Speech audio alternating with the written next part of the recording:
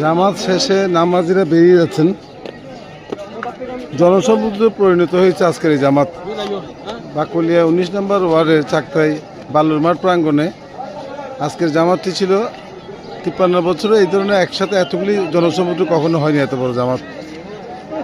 উপস্থিতি সিটি কর্পোরেশনের ইমাম সাহেব ছিলেন, সাবেক তিনবার নির্বাচিত কাউন্সিলর ইয়াসির আসু ছিলেন। আপনারা দেখতে পাচ্ছেন মানুষ লাইন ধরে বের হতে পারছে না, অনেকগুলো মানুষ। এত বড় জামাত বাকলিয়া 19 নম্বর ওয়ার্ড বাকলিয়াতে কখনো হয়নি।